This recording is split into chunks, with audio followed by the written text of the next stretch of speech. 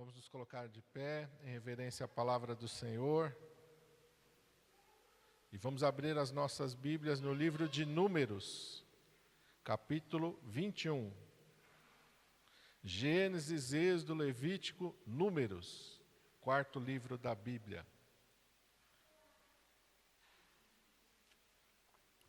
Capítulo 21. E nós vamos ler a partir do versículo de número 4.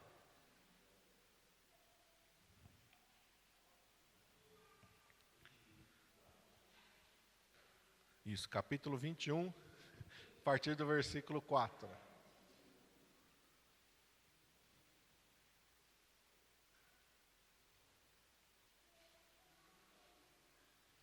Amém. Todos acharam? Amém? Está escrito assim: Então partiram do Monte Or, pelo caminho do Mar Vermelho, e rodearam a terra de Edom. Porém a alma do povo angustiou-se neste caminho, e o povo falou contra Deus e contra Moisés: Por que nos fizeste subir do Egito, para que morrêssemos neste deserto? Pois aqui nem pão nem água há, e a nossa alma tem fastio deste pão tão vil. Então o Senhor mandou entre o povo serpentes ardentes, que morderam o povo, e morreu muito povo de Israel.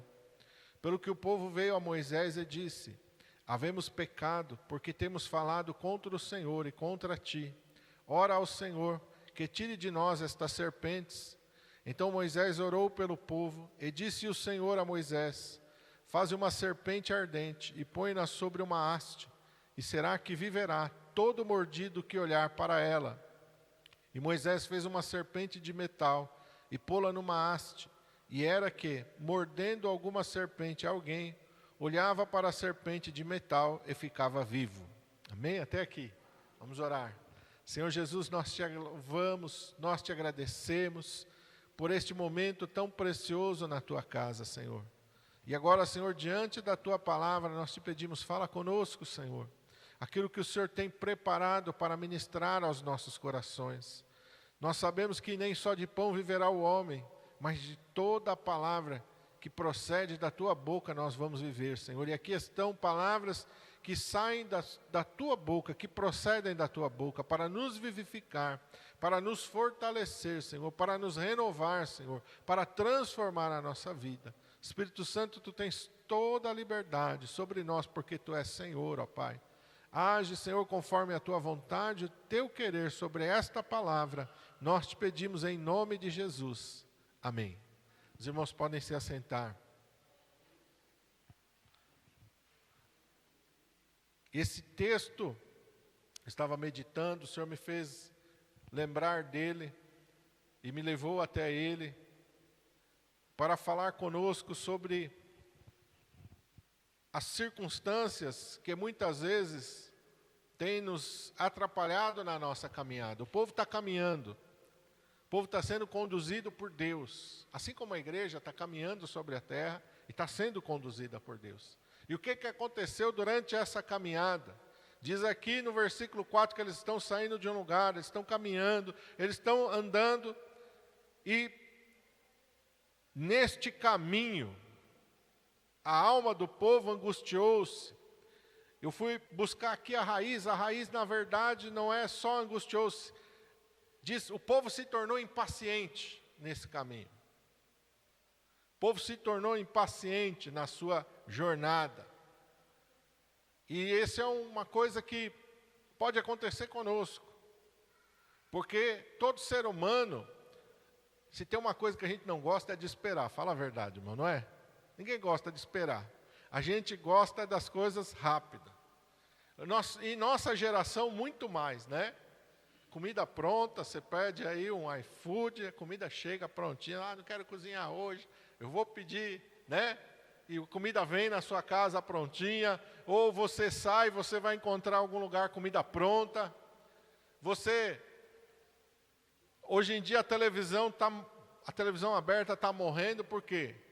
Porque as pessoas não têm mais paciência de esperar o dia tal para passar naquele horário tal. Hoje em dia está na palma da mão. Eu quero assistir agora, eu assisto. Eu não quero, eu não assisto. Se eu quero assistir todos os episódios de uma vez, eu assisto. Não é assim? Antigamente, quem era pequeno aí lembrava, era um episódio por semana. Tinha que esperar o dia e o horário. Se perdesse o dia e o horário, perdeu aquilo que queria da série, do que fosse. Né? O filme, aguardava o filme, passou no dia tal, no horário tal, puxa a vida, perdi o filme, e agora, quando é que eu vou assistir de novo? Não sei. Aí depois veio o videocassete, aí as pessoas, agora eu vou lá e alugo o filme e assisto o filme. A nossa geração, ela vai se tornando imediatista, impaciente, naturalmente, nós somos. E por que esse mundo está caminhando cada vez mais para isso? Porque Satanás sabe que se ele deixar o povo de Deus impaciente, o povo vai pecar. Se Satanás conseguir te deixar impaciente, Satanás vai fazer você pecar. Se você começar a ficar ansioso demais, se você começar a querer, mas será? Deus falou, mas olha, já passou um dia, 2 dias, não aconteceu nada, já passou um mês, já passou um ano, não aconteceu nada, mas Deus falou, e o povo está caminhando no deserto, eu estou caminhando, mas não estou vendo a terra que manda leite e mel, mas não estou vendo nada aqui, eu estou só vendo areia, areia, areia, eu estou só vendo sequidão, sequidão, sequidão. E às vezes nós estamos assim, a gente tem a promessa de Deus, a gente tem a palavra de Deus, mas parece que a gente está olhando e só está vendo o deserto à nossa volta. Mas nós não podemos deixar a impaciência, a ansiedade tomar conta do nosso coração, porque quando nós nos tornamos impacientes, nada fica bom para nós. Olha o verso 5. E o povo falou contra Deus, e o povo falou contra Moisés, e o que eles estão reclamando? Por que nos fizeste subir do Egito, para que morrêssemos nesse deserto? Pois aqui nem pão há, não há água, a nossa alma tem fastio do maná. O que é o maná, irmão? Pão dos céus, o pão dos anjos.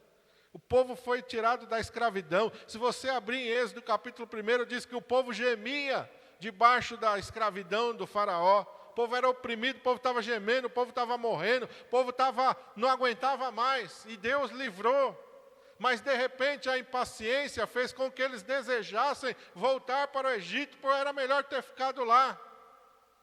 Quando você se torna impaciente, nada é bom para você. Se faz sol, você reclama do sol, se chove, você reclama da chuva. Se conhece alguém assim? Ou talvez a gente mesmo esteja se tornando assim, nada está bom. Você levanta de manhã, tem o ar, o fôlego enchendo teus pulmões, você tem saúde, você senta, toma o seu café da manhã, mas de repente aquele café não está bom, aquele pão não está bom, nada está bom.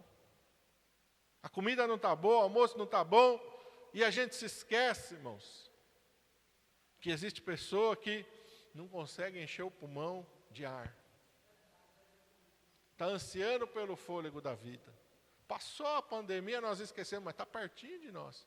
Quantas pessoas morreram porque não conseguia respirar? A doença tomou todo o pulmão e as pessoas morreram quase que asfixiadas, porque o pulmão estava tomado. Mas você pode respirar, você pode se levantar pela manhã. Quantos estão no leito do hospital desejando poder sair, levantar da cama e não pode? Desejando poder tomar banho por si mesmo e não pode? Desejando poder ir no banheiro e não pode? Está ali num leito, numa cama ali, está dependendo de tudo.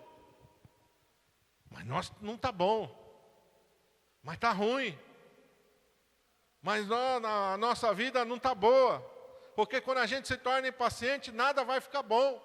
Ir na igreja não é bom, ler a Bíblia não é bom, orar não é bom, cantar não é bom, nada é bom mais. E a gente se esquece da grande obra de Deus pela nossa vida, do seu amor, da sua graça, da sua misericórdia. O povo está murmurando contra Deus. O povo está murmurando contra Moisés, nada está bom, Moisés, nada está bom. O maná não está bom, o pão do céu já não está bom mais.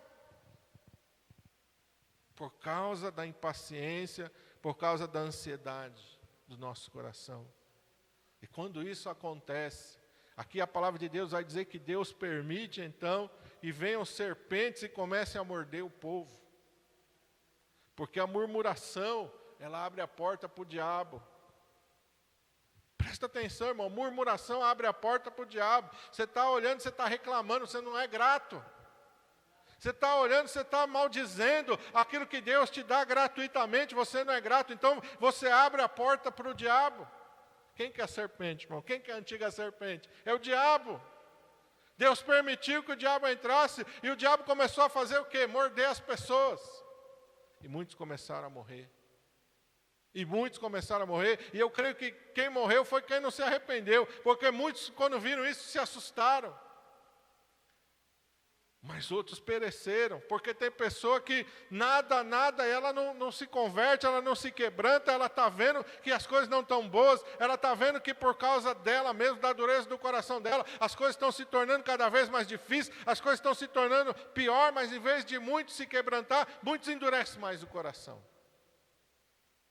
E a gente não pode ter o nosso coração duro. Não, mas eu tenho razão, não, mas eu tenho no meu direito. Não, irmão, para com isso.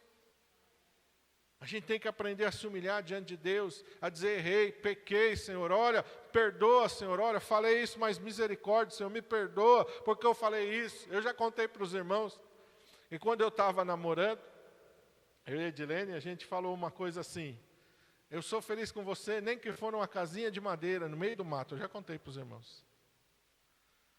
Aí nós casamos, aconteceu, eu fui parar numa casinha de madeira, no meio do mato, no interior do Rio Grande do Sul. E eu olhei um dia e falei, misericórdia, o que eu estou fazendo aqui?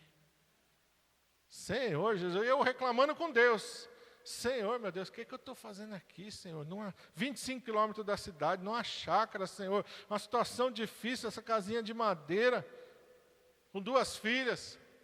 Aí o Senhor me fez lembrar, você disse que era feliz, se você estivesse nessa situação.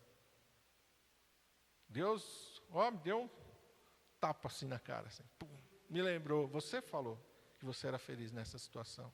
Não reclama para mim.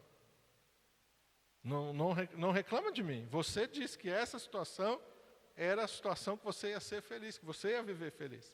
Aí eu falei, misericórdia, Senhor, me perdoe. Eu não sabia o que eu falava. Tem misericórdia de mim. Me tira daqui, Senhor. E o Senhor me tirou de lá. Mas se eu ficasse pensando, Senhor, não, Senhor, jogando a culpa só em Deus, eu ia estar lá até hoje.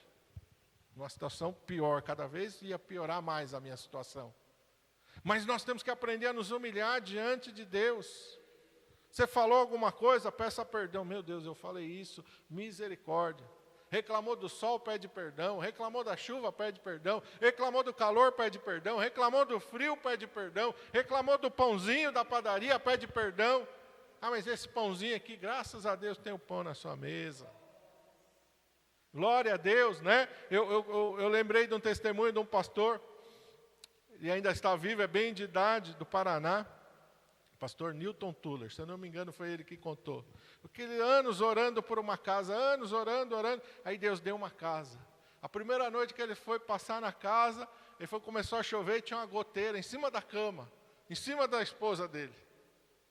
Ele falou, glória a Deus que era em cima dela, não era em cima de mim. Aí disse que a esposa começou a chorar. Ele falou, o que foi, meu amor? Tem uma goteira em cima de mim. Ele falou, bem, a gente não tinha nem casa, agora a gente tem uma casa e uma goteira nossa. Essa goteira é só nossa agora. Porque às vezes a gente esquece das coisas, irmãos. E a gente começa a reclamar, e a gente começa a murmurar. A gente tem que agradecer, ser grato. Tem uma goteira, mas eu vou arrumar. Agora eu tenho uma casa, eu tenho um telhado, eu tenho um teto. Não é verdade? É meu, aqui o Senhor me deu. Não vou pôr defeito naquilo que o Senhor me deu. Aleluia. Vou ser grato a Deus. Eu vou ser grato, irmão, seja grato a Deus. Tomou um copo d'água, glória a Deus. Tem lugar no mundo que nem um copo d'água as pessoas não têm para tomar. Senhor, eu tenho um copo d'água, glória a Deus. Olha aqui, a água aqui em São Paulo é purinha, eu posso abrir a torneira e tomar. Tem lugar do Brasil, e eu já fui, que você tomar água da torneira, você vai passar mal, vai te dar uma dor de barriga, você vai ficar zoado. Que a água não é boa. Santa Catarina mesmo é uma que meu pai e minha mãe falam, não toma água da torneira, senão você vai ficar ruim aqui. Toma só a água que compra. A água da torneira, não pega aqui em São Paulo, a gente pode tomar, abre a torneira. Eu mesmo tomo água da torneira. Tem o filtro lá, esqueço de abastecer o filtro, tomo da torneira mesmo. E às vezes a gente reclama de tudo. Irmãos, eu moro num lugar que eu for a pé, tem uma farmácia para escolher, tem mercado, tem açougue. Eu dou glória a Deus, Senhor, que eu moro nesse lugar aqui, porque eu já sei o que é morar no meio do mato, a 25 quilômetros da cidade. Eu sei o que é morar a 4 quilômetros de um ponto de ônibus que passa um de manhã e um de tarde. Perdeu aquele só daqui a 6, 7 horas. pronto, ou perdeu da tarde, é só no outro dia, irmão. Não tem mais ônibus. E aqui tem ônibus para tudo que é lá, ônibus passa para lá, passa para cá, tem metrô, tem tudo.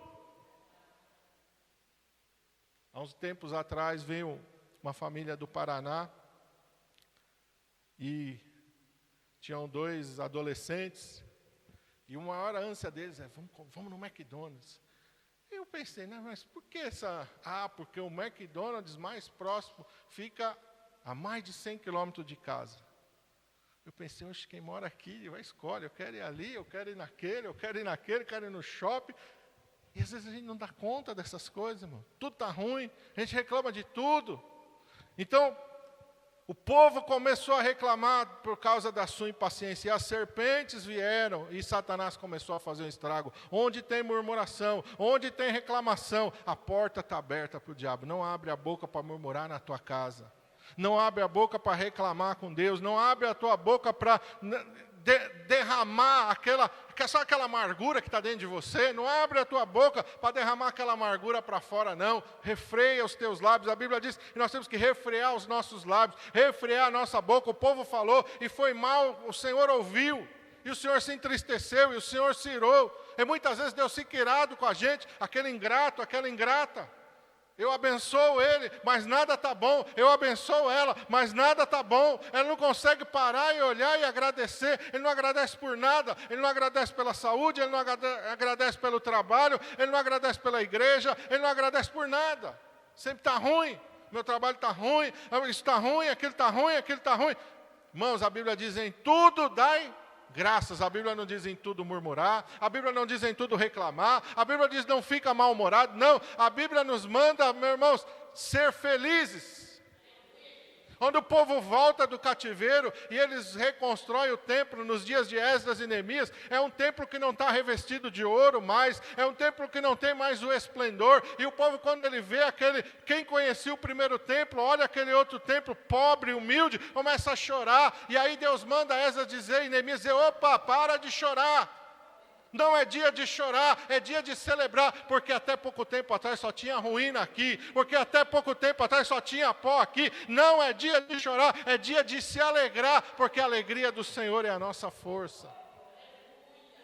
A alegria do Senhor é a nossa força, irmãos. E a gente tem que aprender com a palavra de Deus. As serpentes vêm, e ali o povo se arrepende. No versículo 7, o povo vem a Moisés e disse: havemos pecado, porque temos falado contra o Senhor e contra ti. Ora ao Senhor, para que tires de nós estas serpentes. Só existe uma coisa, irmãos, que fecha a porta do mal na nossa vida: arrependimento e humilhação diante de Deus. Você fez uma coisa errada. Enquanto você não se arrepender, enquanto você não se humilhar e dizer: Senhor, me perdoa, o mal vai estar com a porta aberta na tua vida. A Bíblia diz que o Espírito do Senhor se retirou de Saul e um demônio veio e começou a atormentar ele. Você nunca vai, você pode ler quantas vezes você quiser, você nunca vai ver Saul dizer: eu pequei contra ti. Quando ele diz para Samuel: eu pequei, porque ele está interessado que Samuel, não, eu pequei, viu, Samuel, vamos lá comigo e me honra diante do povo. Ele está preocupado com a honra. Ele está falando que pecou porque ele quer que Samuel acompanhe ele, porque ele sabia que se ele não falasse que tinha pecado, Samuel não iria acompanhar ele, tanto que ele agarra na veste de Samuel e rasga a veste de Samuel, porque Samuel não queria, porque Samuel sabia que não era do coração o arrependimento dele, era só para ele ir lá e fazer um teatrinho diante do povo. Não fechou a porta para o mal, porque não se arrependeu, porque não pediu perdão. Mas Davi, pelo contrário, quando Davi é repreendido pelo profeta Natã, Salmo 51, contra ti somente pequei, e fiz o que aos teus olhos parece mal. Davi fechou a porta do diabo na vida dele. Ele não caiu mais em adultério. Ele não fez mais injustiça e não mandou matar mais ninguém. Porque ele fechou a porta do mal na vida dele, através do seu arrependimento. Só o arrependimento e a confissão do nosso pecado fecha a porta do mal. O povo vai lá, e o Senhor então vai providenciar, aleluia, vai providenciar um socorro, aleluia. Verso 8, disse o Senhor a Moisés: faze uma serpente ardente, e põe-na sobre uma haste, E será que todo aquele que for mordido, que olhar para ela, viverá. O povo, para sarar, tinha que olhar para a serpente pendurada numa haste. E você vai pensar, mas que coisa estranha, pastor. Por que o povo, Deus manda Moisés fazer, Deus é contra fazer qualquer imagem, mas Deus mandou fazer uma serpente de metal, levantar na haste, e para que todo aquele que fosse mordido olhasse. E aí quando olhasse para aquela serpente, aquele mal iria sair. O Senhor está anunciando para os filhos de Israel que um dia o seu filho seria levantado no madeiro. E toda a maldição, toda a morte, todo o mal seria tirado por ele. Toda a maldição, toda a morte, toda a condenação iria cair sobre ele. Deus está ensinando didaticamente ao povo, aleluia. Um dia não vai ser uma serpente de metal, um dia meu filho, aleluia. Um dia o meu filho amado, o meu unigênito, aleluia, vai ser levantado num pedaço de madeira, aleluia. Vai ser cravado numa cruz, aleluia. E assim como essa serpente de metal está lhe tirando a morte daquele que olha para ela, todos aqueles que olharem para o meu filho, todos aqueles que nele creem, toda a maldição, toda a morte, toda a condenação que havia sobre eles, vai ser tirado pela obra do meu filho na cruz do Calvário, aleluia. Deus está falando de uma maneira poderosa, Deus está mostrando, porque toda a Bíblia aponta para Jesus, de Gênesis a Apocalipse, Deus vai anunciar a Jesus, aleluia. A Bíblia vai apontar para Jesus, Jesus é o centro de toda a mensagem bíblica, a sua salvação, aleluia, que Ele trouxe para nós através da sua morte. Aponta para o Senhor Jesus Cristo, aleluia. Moisés faz, versículo 9, a serpente de metal, coloca sobre uma haste e levanta, aleluia. E todo aquele que sendo mordido por alguma serpente, olhava para a serpente de metal e ficava vivo. Olha o que a palavra de Deus vai dizer em Hebreus, não por acaso nem por coincidência. Hebreus capítulo 12.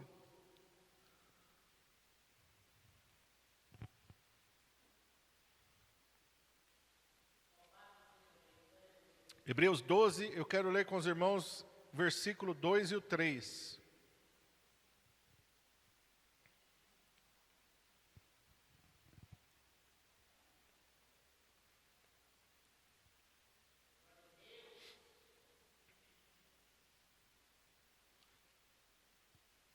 Está escrito assim: olhando para Jesus, autor e consumador da fé, o qual pelo gozo que lhe estava proposto suportou a cruz, desprezando a afronta, e assentou-se à destra do trono de Deus. Considerai, pois, aquele que suportou tais contradições dos pecadores contra si mesmo, para que não enfraqueçais, desfalecendo nos vossos ânimos. Irmão, você tem que olhar para onde?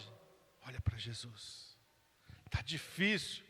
Está ruim a situação, a luta está grande, você está se sentindo triste, você está se sentindo agoniado, você está se sentindo angustiado. Olha para Jesus, aleluia, olha para Jesus, aleluia.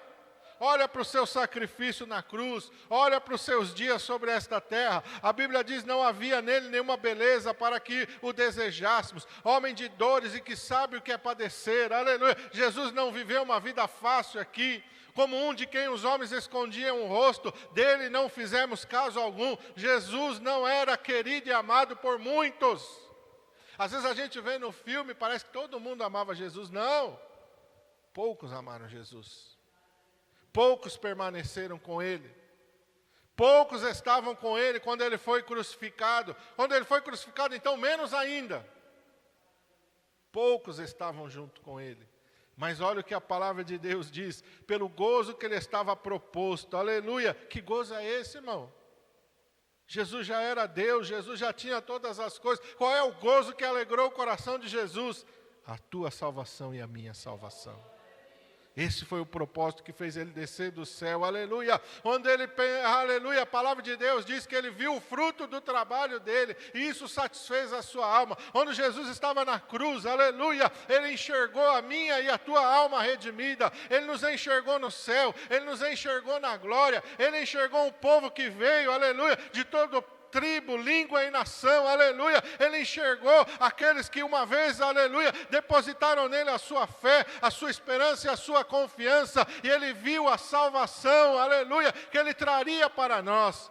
E isso fez com que ele suportasse a cruz. Ele desprezou a afronta, ele desprezou a vergonha. A palavra de Deus diz que antes dele ir para a cruz, ele foi esbofeteado, colocaram um pano, cobriram a cabeça dele, batiam nele, ficavam dizendo: profetiza quem te bateu, diz quem te bateu, cuspiram nele, açoitaram ele, fizeram todo tipo de afronta com ele. E a Bíblia diz aqui no versículo 3, considerai, pois aquele que suportou traz contradições dos pecadores. Tem alguém que não gosta de você, tem alguém que te persegue, não chega nem perto do que Jesus passou, irmão.